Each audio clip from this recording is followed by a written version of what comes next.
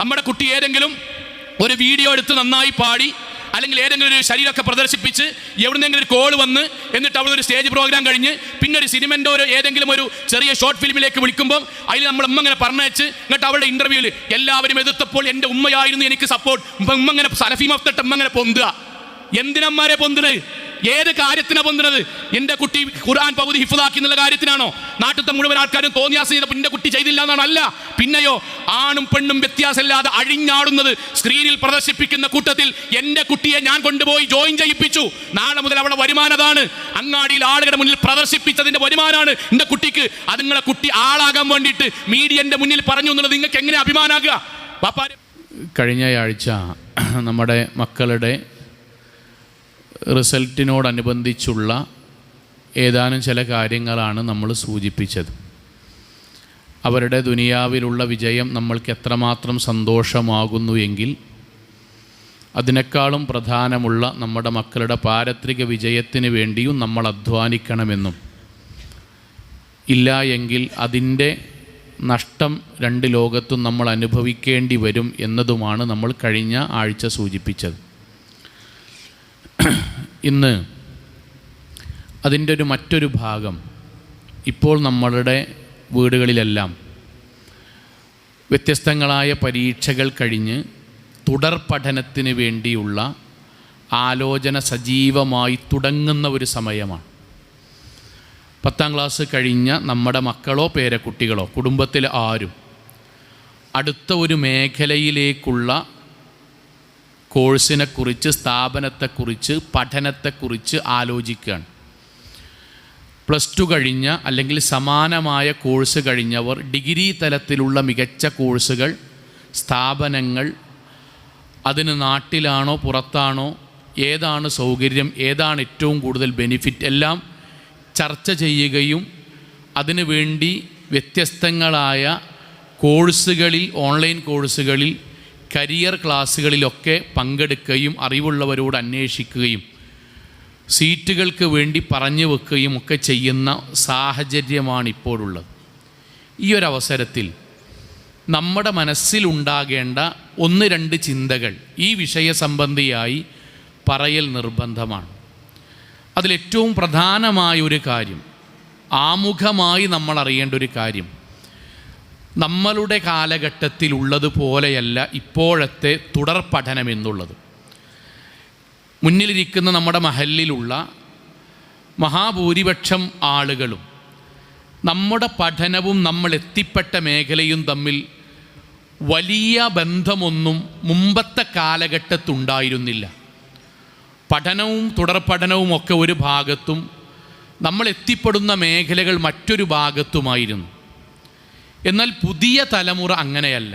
പുതിയ തലമുറ അവരുടെ ജീവിതത്തിലെ പഠനവും തുടർ പഠനവുമാണ് അവരുടെ ഭാവിയുടെ വരുമാനം, ഭാവിയിലുള്ള അവരുടെ ജീവിതത്തിൻ്റെ മുഴുവൻ കാര്യങ്ങളിലെയും സുപ്രധാനമായ പങ്ക്. അതുകൊണ്ട് തന്നെ വളരെ ഗൗരവത്തോടെയും ധിഷണയോടുകൂടിയും മതപരമായും ആലോചിച്ച് തീരുമാനിച്ചിട്ടാണ് നമ്മൾ ഈ വിഷയത്തിൽ പുതിയ തലമുറയെ, പുതിയ നമ്മുടെ മക്കളെയും പേരമക്കളുടെയും തുടർ പഠനത്തെക്കുറിച്ച് നമ്മൾ പറഞ്ഞയക്കേണ്ടതും അതിനെക്കുറിച്ച് ആലോചിക്കേണ്ടതും. അതിൽ വിദ്യാർത്ഥികളോടും രക്ഷിതാക്കളോടുമായി 2 കാര്യങ്ങളാണ്. ഒന്നാമത്തെ കാര്യം, നമ്മൾ എത്തിപ്പെടുന്ന, നമ്മൾ തിരഞ്ഞെടുക്കുന്ന വഴിയിൽ അള്ളാഹുവിന് ഇഷ്ടപ്പെട്ട ജോലിയിലേക്കുള്ള വഴിയാണ് എന്ന് നമ്മൾ ഉറപ്പ് വരുത്തണം.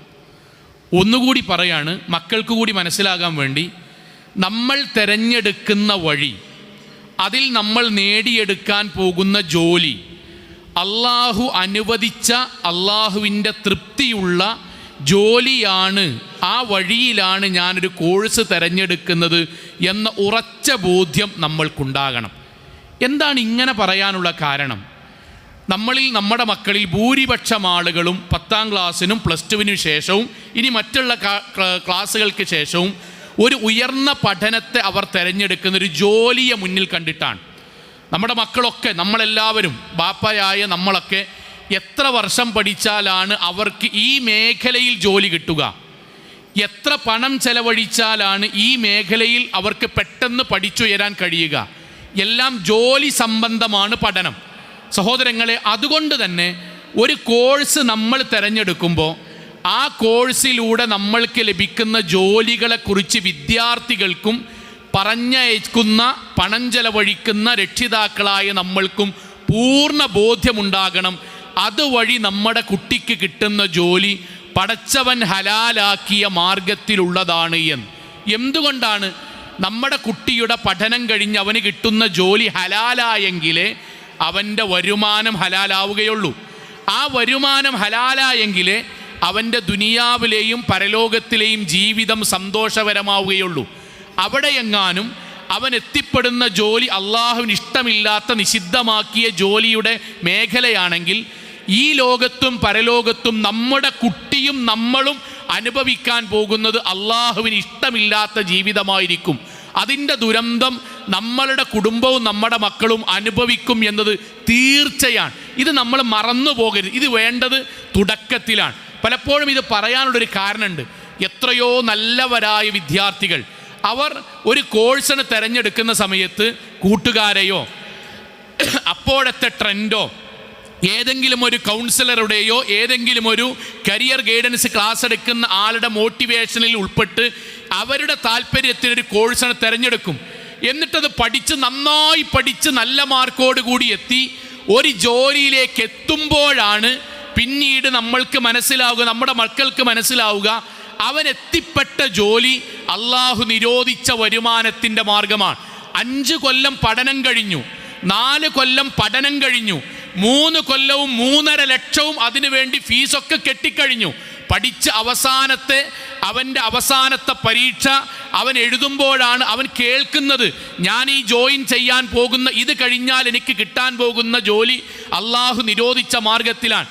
ഇങ്ങനെ സങ്കടപ്പെടുന്ന ആയിരക്കണക്കിന് മുസ്ലിം കുട്ടികളുണ്ട്. അതിൽ നമ്മൾ ഉൾപ്പെടരുത് സഹോദരങ്ങളെ. അതുകൊണ്ട് നമ്മളൊരു കോഴ്സിന്, ഏത് കോഴ്സാകട്ടെ, ചേരുന്നതിൻ്റെ മുമ്പ് ഇതിൻ്റെ ജോലി സാധ്യതയിൽ മഹാഭൂരിപക്ഷവും ഹറാമിൻ്റെ മേഖലയാണെങ്കിൽ അത് ഒഴിവാക്കാനും, അല്ല ഇതുവഴി എനിക്ക് കിട്ടുന്ന ജോലി പടച്ചോന് തൃപ്തിപ്പെട്ട നല്ല ഒരു ജോലിയും അതുവഴി നല്ല ഒരു വരുമാനവുമാണ് എന്ന് ഉറപ്പുള്ള കോഴ്സുകൾക്കാണ്, വഴിയിലൂടെയാണ് നമ്മൾ സഞ്ചരിക്കേണ്ടത്. ഞാൻ ഇന്നും ആലോചിക്കുന്നു, ഒരു നല്ലവനായ യുവാവ് അവൻ വിളിച്ചുകൊണ്ട് നേരിട്ട് സംസാരിക്കണമെന്ന് പറഞ്ഞു. ആ സംസാരത്തിൽ അവസാനം പറഞ്ഞെന്തറിയോ? മാഷേ, ഞാൻ എൻ്റെ പഠനത്തിൽ നല്ല മികച്ച വിദ്യാർത്ഥിയാണ്. ആ പഠനം കഴിഞ്ഞ് കുടുംബത്തിലെ 1-2 ആളുടെ നിർദ്ദേശം കഴിഞ്ഞ് അവരുടെ നിർദ്ദേശപ്രകാരം ഉന്നതമായ പഠനത്തിന് പോയി. അവിടെ ഏറ്റവും മികച്ച മേഖലയിൽ ഞാൻ തിളങ്ങി. അവസാനം ഞാൻ ജോലി ചെയ്യാൻ, ഞാൻ 2ാമത്തെ വർഷമാണ് ജോലി ചെയ്യുന്നത്. ആ കമ്പനിയിൽ ഏറ്റവും മികച്ച ശമ്പളക്കാരിൽ ഒരാളാണ്. പക്ഷെ എൻ്റെ ജോലി, ഞാനിപ്പോൾ ഖുത്ബ കേൾക്കുമ്പോഴാണ് മനസ്സിലാണത്, എൻ്റെ ജോലി ആ കമ്പനിയിലെ പലിശ കൂട്ടുകയും പലിശ കുറയ്ക്കുകയും പലിശ ഹരിക്കുകയും പലിശ കൃത്യപ്പെടുത്തുകയും പലിശ ക്ലിപ്തപ്പെടുത്തുകയും ചെയ്യലാണ് എൻ്റെ ജോലി.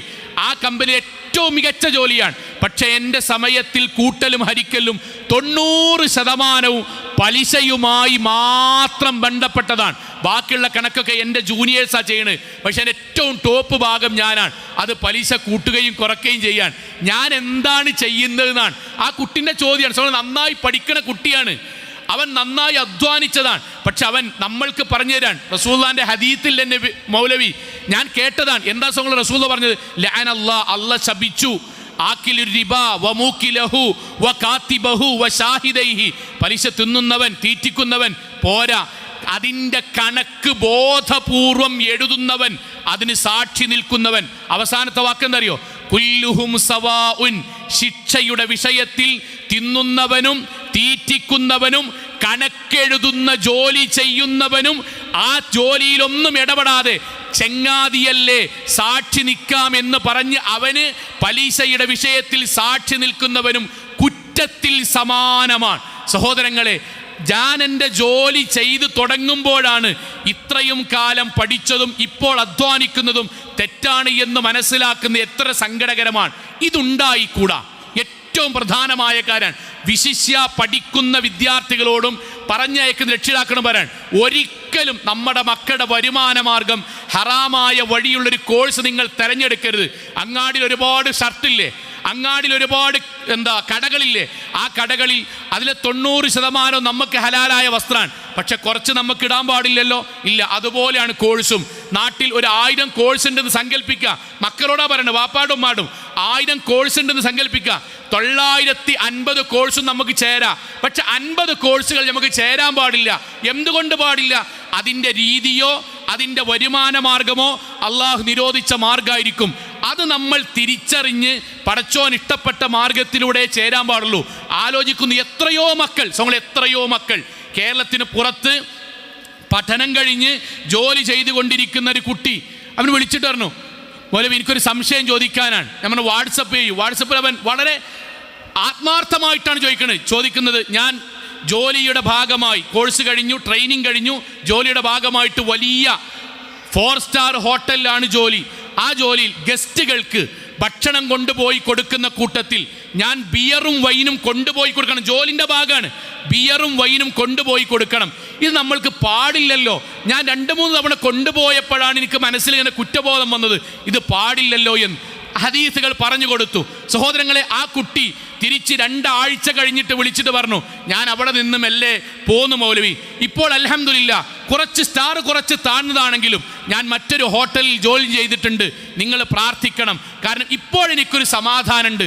എന്തേ സഹോദരങ്ങൾ ആ കുട്ടിൻ്റെ ജീവിതത്തിൽ സമാധാനമില്ലാത്തതിന് കാരണം അവൻ പഠിക്കാത്തോണ്ടല്ല, അവൻ എത്തിപ്പെട്ട ജോലിയിൽ പ്രവാചകന്റെ വാക്ക് എന്താ അറിയോ? ലഅനല്ലാഹുൽ ഖംറ, കള്ളുമായി ബന്ധപ്പെട്ട എല്ലാ മേഖലയും അള്ളാഹു നിരോധിച്ചു. എന്നിട്ട് 10 കാര്യങ്ങൾ പറയാൻ, അതിലൊന്നെന്താ അറിയോ? വഹാമിലഹ, അത് വഹിച്ചു കൊണ്ടുപോവുക. വമഹ്മൂലത്തിൻ അലൈഹി, അതിനെ വഹിപ്പിക്കുക. വആകിലു സമനിഹ, അതുമായി ബന്ധപ്പെട്ട വരുമാനം ഒരാൾ കഴിക്കുക.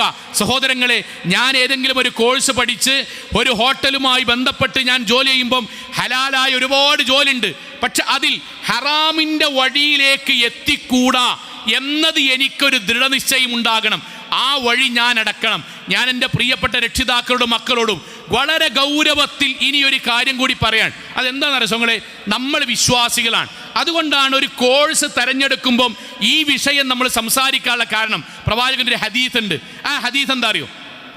പ്രവാചകന്റെ വാക്ക്, യഅതി അലന്നാസി സമാൻ. ഇത് ശരിക്ക് കേൾക്കണം. ജനങ്ങൾക്കൊരു കാലഘട്ടം വരും. എന്താണ് ആ കാലത്തിൻ്റെ പ്രത്യേകത? ലാ യുബാലി അൽ മർഉ, മനുഷ്യന്മാർ പരിഗണിക്കൂല. അതുവരെയുള്ളൊരു വാപ്പാരും വല്യാപ്പാരും അവരുടെ ഉസ്താദുമാരും പരിഗണിച്ച പോലെ പരിഗണിക്കൂല. മാ അഖദ മിൻഹു, താൻ സമ്പാദിക്കുന്നതിനെ കുറിച്ച് അവർ പരിഗണിക്കൂല. എന്താ പരിഗണിക്കാത്ത?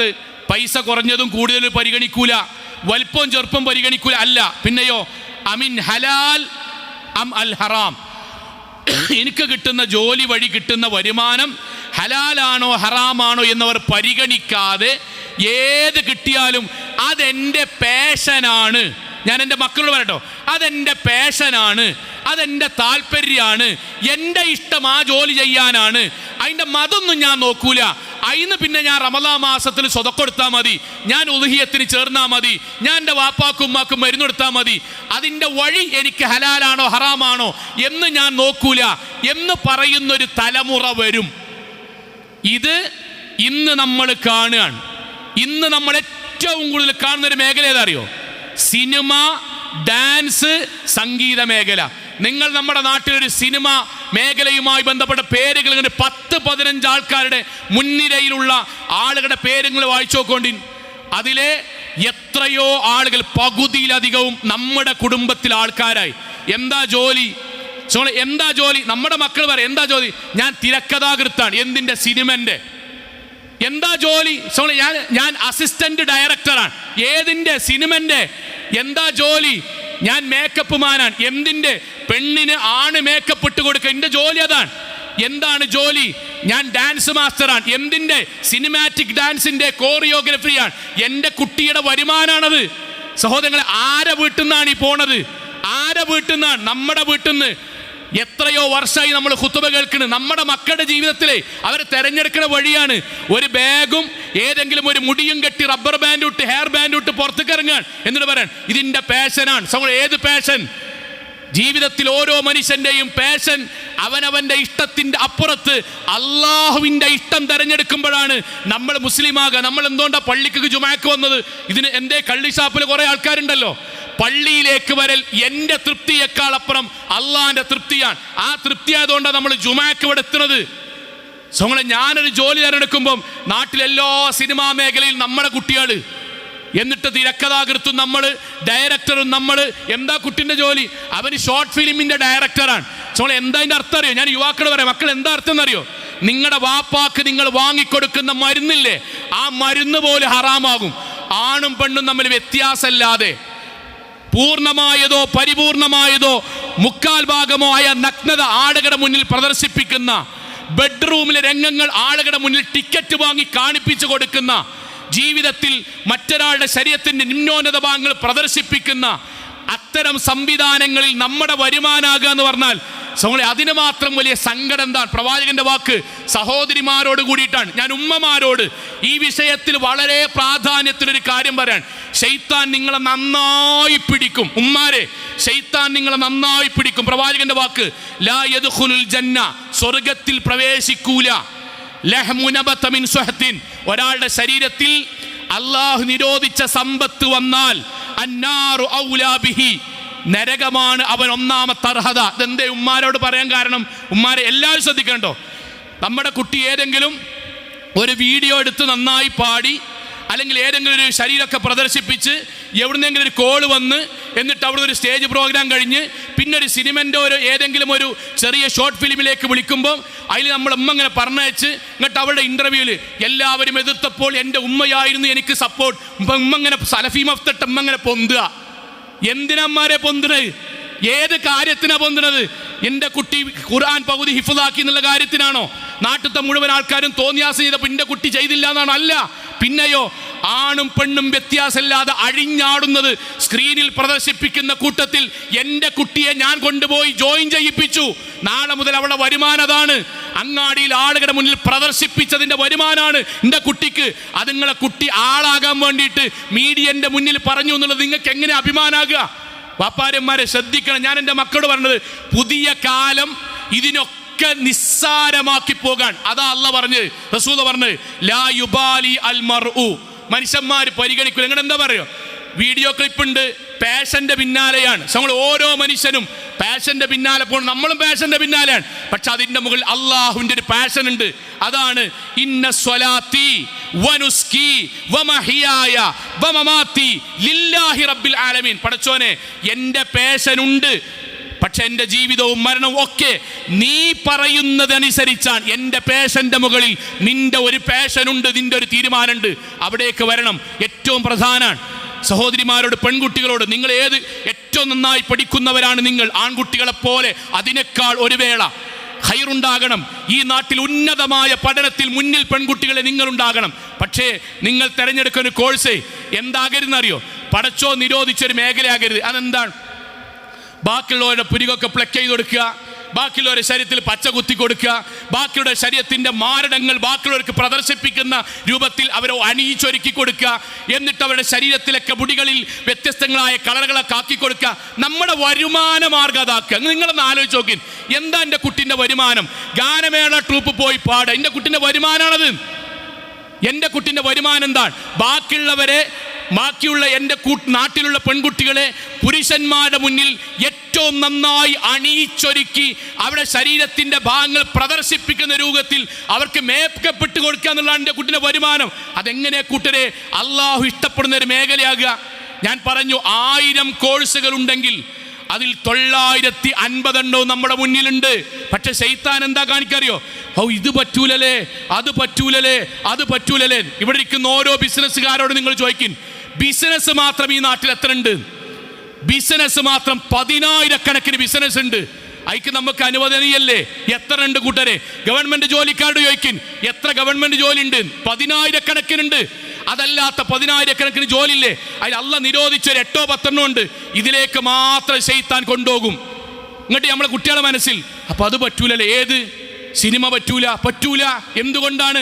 അള്ളാഹുവിന്റെ ദീനെതിരാണ്. അങ്ങാടിയിൽ പോയിട്ട് ഗാനമേള ട്രൂപ്പ് പോയിട്ട് പാടിയിട്ട് അതിൻ്റെ പൈസ കൊണ്ട് ജീവിക്കുക പാടില്ല. എന്തുകൊണ്ട്? അള്ളാഹു നിരോധിച്ച മേഖലയാണ്. അല്ല, ആർക്കാ സംശയം? അതിൽ നമ്മൾക്ക് വരുമാനമുണ്ടാകരുത്. നിങ്ങളുടെ നാട്ടിൽ ഏതെങ്കിലും ഒരു ഡയറക്ടർ ചെറുതായി വരുമ്പോഴേക്കും നമ്മുടെ വക സ്വീകരണം, SSLCക്ക് ഫുൾ A+ കിട്ടിയവനും ഷോർട്ട് ഫിലിമിന്റെ ഡയറക്ടർക്കും മുസ്ലിമീങ്ങളുടെ സ്വീകരണം ഉണ്ടാകരുത് കൂട്ടരെ. അതുണ്ടാകരുത്. തെറ്റിന് വേണ്ടിയുള്ള സപ്പോർട്ട് ഉണ്ടാകരുത്. ദയവ് ചെയ്ത് പറയാൻ, ഒന്നാമത്തെ മക്കളോടും ബാപ്പാടുമാടും നമ്മുടെ കുട്ടികൾ +2 മുകളിലേക്കാകട്ടെ, 10ാം ക്ലാസ്സിന് ശേഷമാകട്ടെ, ഡിഗ്രിക്ക് ശേഷമാകട്ടെ, തെരഞ്ഞെടുക്കുന്ന വഴി, അതുവഴി ലഭിക്കുന്ന ജോലി പടച്ചോൻ ഇഷ്ടപ്പെട്ട വരുമാന മാർഗമാകണം എന്ന ഉറപ്പുണ്ടാകണം. അല്ലാത്ത മേഖലയിൽ നിന്ന് മാറിക്കണം. രണ്ടാമത്തെ ഒരു കാര്യം കൂടി, രണ്ടെന്താ അറിയോ? നമ്മുടെ മക്കളെ പറഞ്ഞയക്കുന്ന സ്ഥലം അവർ തെറ്റിപ്പോകുന്ന സ്ഥലമല്ല എന്ന് പരമാവധി ഉറപ്പുവരുത്തണം. ഒന്നുകൂടി പറയാൻ, നമ്മുടെ മക്കൾ കേരളത്തിലാകാം, കേരളത്തിന് പുറത്താകാം, വിദേശത്താകാം, ഒക്കാകാം, അവിടെ നമ്മൾക്ക് അന്വേഷിക്കാൻ പറ്റുന്ന അത്രയും അന്വേഷിച്ചുറപ്പ് വരുത്തി നമ്മുടെ കുട്ടിക്ക് വഴിതെറ്റിപ്പോകാത്തൊരു സാഹചര്യമുണ്ട് എന്ന് ഉറപ്പ് വരുത്തണം. ഇതെന്തുകൊണ്ടാണ് രക്ഷിതാക്കൾ ഇങ്ങനെ ഇപ്പം പറയണറിയോ? എത്രയോ രക്ഷിതാക്കൾ ഒരു അധ്യാപകൻ നിലക്ക് പറയാൻ, അധ്യാപകൻ എന്ന നിലക്ക് പറയാൻ എന്താ പറയോ? മൗലവി മാഷേ, 10ാം ക്ലാസ് വരെ എൻ്റെ കുട്ടി നല്ല കുട്ടിയേനി, അവിടെ പോയതിന് ശേഷം +2 വരെ എൻ്റെ കുട്ടി കുഴപ്പമില്ലാത്ത കുട്ടിയേനി. ആ ചങ്ങായിമാര് അവിടുന്ന് ഓനെ കൂട്ടം കൂടിയതിന് ശേഷം എൻ്റെ പെൺകുട്ടി എന്നോട് ചോദിക്കാതെ അങ്ങാടിക്ക് ഇറങ്ങൂല, ഇപ്പണ്ട് നാട്ടുകാർ പിടിച്ചാണ്ട് കൊണ്ടുവരുന്നു, അവൾക്ക് അവൾ ഇവിടെ നിന്ന് അവിടേക്ക് പോയതിന് ശേഷം സഹോദരങ്ങളെ ശ്രദ്ധിച്ചാൽ പോലും നോക്കിയാൽ പോലും നമ്മുടെ കൺട്രോളിൽ കിട്ടാത്ത കാലാണ്. അവിടെ നമ്മുടെ കുട്ടികൾ പഠിക്കുന്ന സ്ഥാപനം പരമാവധി അള്ളാഹുവിൻ്റെ ദീനനുസരിച്ച് ജീവിക്കാൻ പറ്റുന്ന നല്ല സ്ഥാപനമാണ്. ബാപ്പാരെ നിങ്ങളുടെ നേതൃത്വത്തിൽ ഉറപ്പ് വരുത്തണം. ഇതിലേക്ക് ഞാൻ ബാപ്പാരോട് പറയാൻ കാരണം, ഉപ്പാരെ നമുക്കിതിലൊരു ശൈത്താനിയത്തുണ്ട്. അതെന്താ അറിയോ? നമ്മളെ സ്ഥാപനത്തിൽ നല്ലീന് മാത്രം പോകുക. കുട്ടിൻ്റെ PTA മീറ്റിങ്ങിനൊക്കെ ഉമ്മാനെ വിടും. കാരണം അവിടുന്ന് ചീത്തട്ടാനാണ് സാധ്യത എന്ന് അറിഞ്ഞിട്ട് നമ്മൾ മുങ്ങും. നമ്മളൊരു മീറ്റിങ്ങിനും പോകൂല, ഒരു അഡ്മിഷനും പോകൂല, ഒന്നിനും പോകില്ല. ആ കുട്ടി എങ്ങാനും പഠിച്ചു വലുതായി A+ ഇട്ടിയാൽ കാണാം ചങ്ങായിൻ്റെ നല്ല കാറും കൊണ്ടാണ്ട് A+ൻ്റെ സർട്ടിഫിക്കറ്റ് വാങ്ങാൻ വേണ്ടി മുന്നിൽ നമ്മൾ. എന്നിട്ട് അവിടെ പോയിട്ട് പെണ്ണുങ്ങളോട് ഓൾക്കല്ലെങ്കിൽ A+ കിട്ടും, ഇൻ്റെ ബുദ്ധിയാണ് അറിയും. അതുവരെ ഓളെ ബുദ്ധിയായിരിക്കും, തോൽക്കണ വരെ കിട്ടണ വരെ നമ്മളെ ബുദ്ധിയാവും. സോ ഒരു കുട്ടീനൊരു കോഴ്സിന് പറഞ്ഞേക്കും, ബാപ്പാരെ നമ്മളേക്കല കായില്ലേ, നമ്മളേക്കലാണ് വണ്ടില്ലേ, നമ്മളെ ചങ്ങായിമാരെങ്കിലും കൂട്ടിയിട്ടൊന്ന് പോകുക, എന്നിട്ട് അന്വേഷിക്കുക. എന്താ അറിയോ? എടുത്ത് നമ്മുടെ കുട്ടിക്ക് 5 വക്ത് നിസ്കരിക്കാൻ അവിടെ സൗകര്യമുണ്ടോ, ഹോസ്റ്റലിൽ സൗകര്യമുണ്ടോ, നമ്മുടെ പെൺകുട്ടിക്ക് ഇസ്ലാമിക വേഷം ധരിക്കാൻ അവിടെ സൗകര്യമുണ്ടോ, വെള്ളിയാഴ്ച ഒന്ന് ജുമാക്കൊന്ന് പുറത്തേക്ക് ഇറങ്ങിയാൽ ഇസ്ലാമികമായ ഖുതുബ കേൾക്കാൻ സൗകര്യമുണ്ടോ? ഇതൊന്നും ഇല്ലാത്തൊരു സ്ഥലത്തൊരു കുട്ടീനെ കൊണ്ടുപോയി ചേർത്തിയാൽ ഞാൻ ഹൃദയത്തുനിന്ന് ചോദിക്കാൻ, ഈ അങ്ങാടിയിൽ 10-45 വയസ്സായ നമ്മൾ ഈ പള്ളിയിലൊക്കെ വന്നിട്ട് പോലും 10 മിനിറ്റ് അങ്ങാടിയിൽ നിന്നാൽ വഴിതെറ്റിപ്പോകാനുള്ള സാധ്യത എത്ര ഉണ്ട് നമ്മക്കറിയില്ല. വാപ്പാരെ ഉമ്മാരെ നമ്മക്കറിയില്ലേ? ഇത്രയൊക്കെ ദീന് കേട്ട നമ്മൾക്ക് ഈ പ്രായമെത്തിയിട്ടും 4 ദിവസം അടുപ്പിച്ച് അങ്ങാടിയിൽ ജമാഅത്തിന് പോകാതെന്നാൽ എത്ര നമ്മൾ പഴച്ചു പോകും നമുക്കറിയാം. ഇത് ആ പ്രായം നാടിന്ന് വിടുക, എന്നിട്ടോ അവരുടെ ഒരു ഗ്യാങ് ഉണ്ടാകുക. അവിടെ ദീനും കൂടി ഇല്ലെങ്കിൽ എങ്ങനെയാണ് ആ കുട്ടികൾ ജീവിക്കാൻ നമുക്കറിയാം. നിരീശ്വരവാദിയായി വരുന്ന എത്രയോ മക്കൾ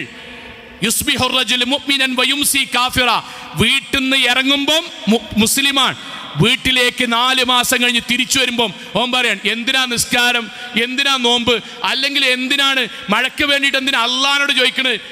വെള്ളം ഘനീഭവിച്ച് നീരാവിയായി മഴവെള്ളമായി വർഷിക്കുന്നതിന് എന്തിനാ നിങ്ങൾ മഴയ്ക്ക് വേണ്ടി നിസ്കരിക്കുന്നത്? ഓൻ്റെ ജീവിതത്തിൽ ഭയങ്കര ബുദ്ധിയുള്ള ചോദ്യമാണ്. ലോകത്തെ ഏറ്റവും വലിയ പമ്പര വിഡ്ഢിത്താണെന്ന് അറിയില്ല. അറിയണമെങ്കിൽ ദീനുമായി ബന്ധപ്പെട്ടവന് ജീവിക്കണം. നമ്മുടെ കുട്ടികൾക്ക് ഇസ്ലാമിക വേഷം ധരിക്കാനും ജുമാക്ക് പോകാനും നിസ്കരിക്കാനും പറ്റുന്ന ക്യാമ്പസിലേക്കാണ് വിടുന്നത്. സഹോദരങ്ങളെ, ഞാൻ ഇന്നും ആലോചിക്കാൻ, ഒരു ക്യാമ്പിൽ 3 പെൺകുട്ടികൾ എഴുന്നേറ്റ് പറഞ്ഞത്, ഞങ്ങൾ നന്നായി പഠിക്കുന്നുണ്ട്, പക്ഷേ ഞങ്ങളെ സ്ഥാപനത്തിൽ ളുഹറും അസറും നിസ്കരിക്കാനും സൗകര്യമില്ല. സഹോദരങ്ങൾ, ആ ബാപ്പിയും ഇങ്ങനെ ആലോചിച്ച് നോക്കി. 3 കുട്ടികളാണ്, 8ലും 9ലും 10ലൊക്കെയാണ് അവർ പഠിക്കുന്നത്. പക്ഷെ അതിൻ്റെ മുതിർന്ന ക്ലാസ്സുകളിലും പഠിക്കുന്ന എത്രയോ കുട്ടികൾ നമ്മളവരെ കൊണ്ടുപോയി ചേർത്തി, വിദ്യാഭ്യാസത്തിന് വേണ്ടി ചേർത്തി. പക്ഷെ അവിടെ നിസ്കരിക്കാൻ സൗകര്യമില്ലെങ്കിൽ ആ കുട്ടി സർട്ടിഫിക്കറ്റുമായി തിരിച്ചു വരുന്നതിനിടയിൽ ഒരു ആക്സിഡന്റ് പറ്റി മരിച്ചാൽ ആ സർട്ടിഫിക്കറ്റിന് A4 ഷീറ്റിന്റെ വില ഉണ്ടാകുള്ളൂ. നിസ്കരിക്കാത്തൊരു കുട്ടി പരലോകത്ത് അല്ലാഹുവിനോട് എന്താ പറയോ? കഴിഞ്ഞ ഖുത്ബയിൽ നമ്മൾ പറഞ്ഞ പോലെ പടച്ചോനെ, എൻ്റെ ബാപ്പി നിസ്കാരം ഒഴിവാക്കിയില്ല, പക്ഷേ അവർ പഠനത്തിന് വേണ്ടി എന്നെ കൊണ്ടുപോയി ചേർത്ത സ്ഥലം നിസ്കരിക്കാനോ ദീനിയായി ജീവിക്കാനോ ജുമഅക്ക് പോകാനോ പോലും പറ്റാത്ത ഒരു സ്ഥലത്ത് കൊണ്ടുപോയാക്കി അവിടുന്നാണ് ഞാൻ ഹാൻഡ്സ് വെക്കാൻ തുടങ്ങിയത്, അവിടുന്നാണ് ഞാൻ നിസ്കാരം ഒഴിവാക്കാൻ തുടങ്ങിയത്, അവിടുന്നാണ് ഞാൻ തോന്നിവാസം തുടങ്ങിയത്. അതിലെൻ്റെ വാപ്പാനി ഇമ്മാനി കാരണമുണ്ട് പടച്ചോനെ. അവരെന്നെ നല്ല പോലെ പറഞ്ഞയച്ചിട്ട് ഞാൻ പഴച്ചതാണെങ്കിൽ കുഴപ്പമില്ല. പക്ഷേ ഞാൻ ബാക്കിയെല്ലാം അന്വേഷിച്ചു. പക്ഷേ എൻ്റെ കുട്ടി പഠിക്കുന്ന സ്ഥാപനം ദീനിയായിട്ട് ജീവിക്കാൻ പറ്റുന്ന സ്ഥാപനം അല്ല എന്നറിഞ്ഞിട്ടും ഞാൻ പറഞ്ഞയച്ചിട്ടുണ്ടെങ്കിൽ അവൻ നിരീശ്വരവാദിയാകുന്നതിനും അവൻ ദീനിൽ നിന്ന് തെറ്റിപ്പോകുന്നതിനും നമ്മൾ കാരണക്കാരായിക്കൂടാ സഹോദരങ്ങൾ. അതുകൊണ്ട് നല്ല ഇസ്ലാമികമായി അല്ലാഹ് ഹലാലാക്കിയ മേഖലയിൽ നമ്മുടെ മക്കൾ ഉയർന്ന് പഠിക്കണം. നല്ല സ്ഥാപനങ്ങളിലേക്ക് നമ്മുടെ മക്കൾ പോകണം.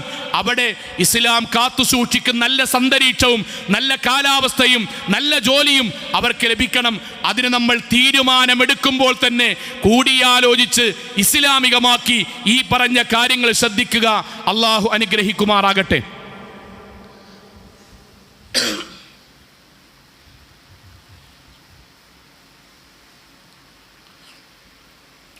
അൽഹംദുലില്ലാ വസ്സലാത്തു വസ്സലാമു അലാ റസൂലില്ലാ വഅലാ ആലിഹി വസ്വഹ്ബിഹി അജ്മഈൻ അമ്മാ ബഅദ് തഖുല്ലാഹി ഇബാദല്ലാഹ്. ഒരിക്കൽ കൂടി അള്ളാഹുവിനെ സൂക്ഷിച്ചുകൊണ്ട് ജീവിക്കണം എന്ന് എന്നോടെന്ന പോലെ ഓരോരുത്തരോടും ഉണർത്തുകയാണ്. സഹോദരങ്ങളെ, ഞാൻ തുടർ പഠനത്തിന് വേണ്ടി അപേക്ഷിക്കുന്ന വിദ്യാർത്ഥികളോട്, നിങ്ങൾക്ക് വ്യത്യസ്തങ്ങളായ കോഴ്സുകളുണ്ട്. ആ കോഴ്സുകളൊക്കെ നിങ്ങൾക്ക് നേരത്തെ പറഞ്ഞ പോലെ ഹലാലായ മാർഗത്തിൽ നല്ല അന്തരീക്ഷമുള്ള സ്ഥാപനങ്ങളിൽ നിങ്ങൾക്ക് ചേരാം. ആ കൂട്ടത്തിൽ മതപരമായി പഠിക്കാനും ഇതേപോലെ ഭൗതിക വിദ്യാഭ്യാസത്തോടൊപ്പം ഭൗതികമായ ജോലിയോടൊപ്പം അള്ളാഹുവിൻ്റെ ദീൻ പഠിക്കാനും കൂടി താല്പര്യമുള്ള എത്രയോ മക്കൾ ഉണ്ട്. രക്ഷിതാക്കൾ അത്തരം മക്കളെ കൂടി പ്രോത്സാഹിപ്പിക്കണം. ഞാൻ പറയുന്നത് വളരെ പ്രാധാന്യത്തിലാണ്. എന്താ പ്രാധാന്യം എന്ന് വെച്ചാൽ, ഉമർ ഇബ്നുൽ ഖത്താബ് റളിയല്ലാഹു അൻഹു, ഇത് ഞാൻ വിദ്യാർത്ഥികളോട് കൂടിയായിട്ട് പറയാണ്. ഉമർ ഇബ്നുൽ ഖത്താബ് റളിയല്ലാഹു അൻഹു സഹാബാക്കളോട്, കൂടെയുള്ള സഹാബാക്കളോട് അവരുടെ ആഗ്രഹങ്ങൾ പറയാൻ വേണ്ടി പറയുന്നു. നിങ്ങൾ ആഗ്രഹം എന്ന് പറയും. അപ്പോൾ ഒരു സഹാബി വന്നിട്ട് പറഞ്ഞു, ഒരു സഹാബി അദ്ദേഹത്തിൻ്റെ ആഗ്രഹം പറയാണ്. എൻ്റെ ആഗ്രഹം അത്തമന്ന ലൗ അന്ന ലി ഹാദിഹി ദാർ മംലൂഅത്തുൻ ദഹബൻ അൻഫിഖുഹു ഫീ സബീലില്ലാഹ്. എനിക്ക് ഈ വീട് മൊത്തം സ്വർണം വെള്ളിയൊക്കെ നിറഞ്ഞു നിൽക്കുക, എന്നിട്ട് ആ വീട് മൊത്തമുള്ള സ്വർണം വെള്ളിയും അള്ളാഹിൻ്റെ മാർഗത്തിൽ ചെലവഴിക്കാൻ കഴിയുക, ഇതിൻ്റെ ഭയങ്കര സ്വപ്നമാണ്. എന്നിട്ട് അതുവഴി സ്വർഗത്ത് പോവുക. ഉമർ ഖത്താബ് റളിയല്ലാഹു അൻഹു അടുത്ത ആളോട് ചോദിച്ചു, നിങ്ങളുടെ സ്വപ്നം പറയാൻ എന്താണ്? സ്വപ്നം എന്ന് പറഞ്ഞാൽ എന്ത് സ്വപ്നം പറയാം? ഇപ്പോൾ സഹാബാക്കൾ സ്വാഭാവികമായിട്ട് പരലോകവുമായി ബന്ധപ്പെട്ട പറയാൻ. ഇപ്പോൾ രണ്ടാമത്തെ ആൾ പറഞ്ഞു, ലൗ അന്നഹാ മംലൂഅത്തുൻ ലുഅ്ലുഅൻ വസബർജദൻ വജൗഹറൻ അൻഫിഖുഹു ഫീ സബീലില്ലാഹി വതസദ്ദഖ്. ഈ വീട് മുഴുവൻ, അവൻ പറഞ്ഞ ആ വീട് മുഴുവൻ മരതകങ്ങളും വൈരങ്ങളും വജ്രങ്ങളും നിറഞ്ഞു നിൽക്കുക, എന്നിട്ട് ഞാൻ അള്ളാഹിൻ്റെ മാർഗത്തിൽ അത് ദാനധർമ്മം ചെയ്ത് അതുവഴി സ്വർഗത്ത് പോവുക. അങ്ങനെ ഉമർ ഖത്താബ് ഓരോരുത്തരോടും ഇങ്ങനെ പറഞ്ഞപ്പം ലാസ്റ്റ് അവർ ചോദിച്ചു, അല്ലയോ ഉമർ അമീറുൽ മുഅ്മിനീൻ, താങ്കളുടെ സ്വപ്നം എന്താണ്? താങ്കളുടെ ആഗ്രഹം എന്താ? അപ്പോൾ അമീറുൽ മുഅ്മിനീൻ പറഞ്ഞ വാചകം, അത്തമന്ന, ഞാൻ ആഗ്രഹിക്കുന്നു, ലൗ അന്ന ഹാദിഹി ദാർ മംലൂഅത്തുൻ റിജാലൻ, ഈ നാട് മൊത്തം, ഈ വീട് മൊത്തം, ഈ അങ്ങാടി മൊത്തം നിറഞ്ഞു നിൽക്കണം. ആരെക്കൊണ്ട്? മിസില അബി ഉബൈദത്ത് ബിൻ ജറാഹ് വമുആദ് ബിൻ ജബൽ വസാലിം മൗല ഇബ്നു ഹുദൈഫ വഹുദൈഫത്തുൽ യമാനി. ഈ പറയപ്പെട്ട സഹാബാക്കളെ പോലെയുള്ള ആളുകളെ കൊണ്ട് എൻ്റെ നാടും എൻ്റെ അങ്ങാടിയും ഒക്കെ നിറഞ്ഞു നിൽക്കണം.